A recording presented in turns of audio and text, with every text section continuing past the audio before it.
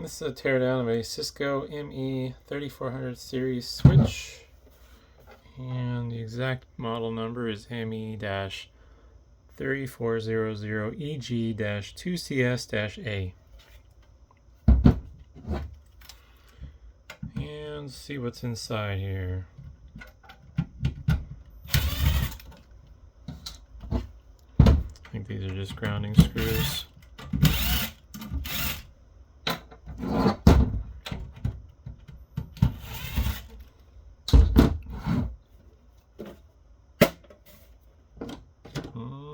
Looks like it rotates off.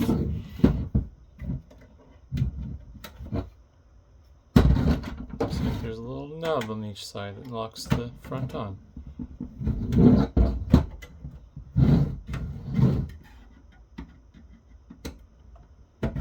There we go.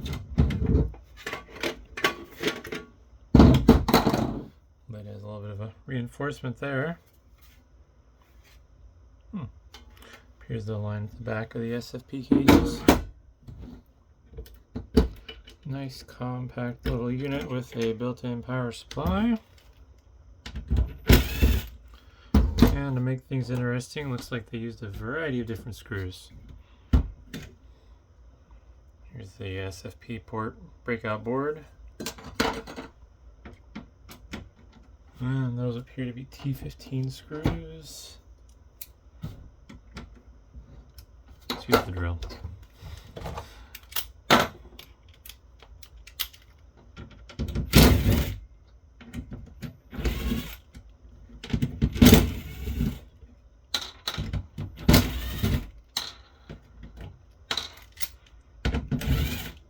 All right.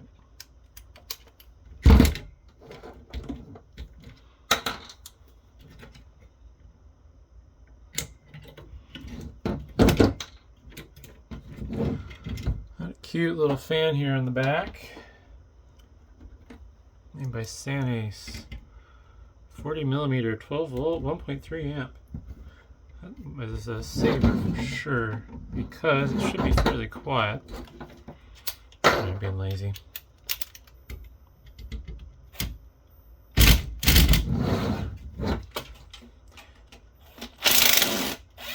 It's not guaranteed, but usually the more power a fan draws, the faster it spins and the more noise it makes, so safe to assume that this fan should be at least somewhat quiet.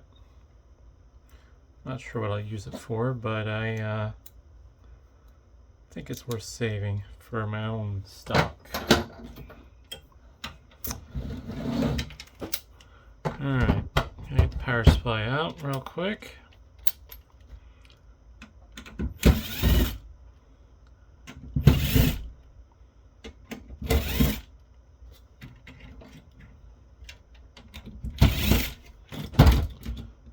Guess that this is Delta branded from the looks of it.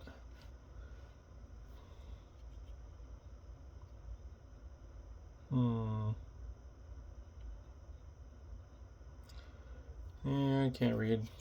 There's stuff in the way. Oh, that's cool. Some screws reinforcing the power jack.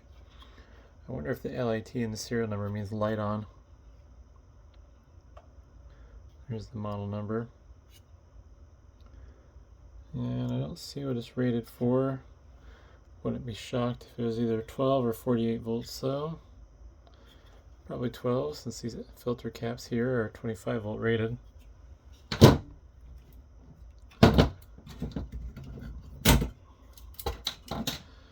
Alright, here's the main board.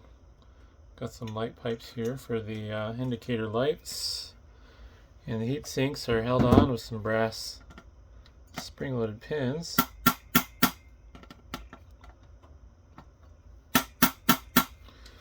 Alright, time for safety glasses and force. Ouch. Got stabbed by the power input connector.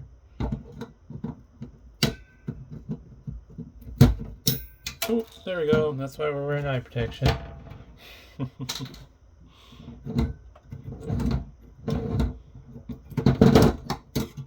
See if I can pull out the flathead screwdriver.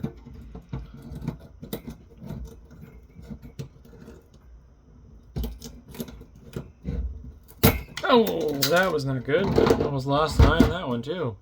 Luckily I'm wearing eye protection still. I don't like these little spring thingers. There we go. They launch out like little brass bullets. If you can't get to them, it's hard to control what they do. Because they will fly far. I've been hit in the eye a few times by these two, which is no fun. Unfortunately, that chip came off with the heatsink. The thermal adhesive on this is sticking pretty strong. I don't know, it's definitely not adhesive, it's thermal epoxy. I wonder if I can just give this a little smack before I pop it loose. See if that releases it. I'm going to guess that this one's also probably attached with some thermal epoxy. Nope, just ripped the chip off. I heard the sound of the traces ripping out with the chip. It has a distinct sound to it. I don't know how to describe it. You'd have to go back in the video and listen to it though.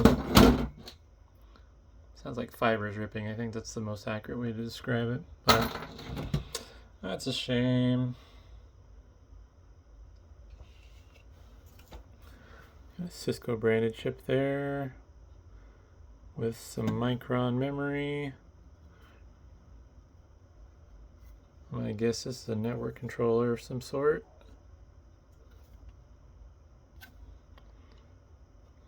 I'm not sure what that would be, but it is not it's not easily readable, and that's just not going to clean off.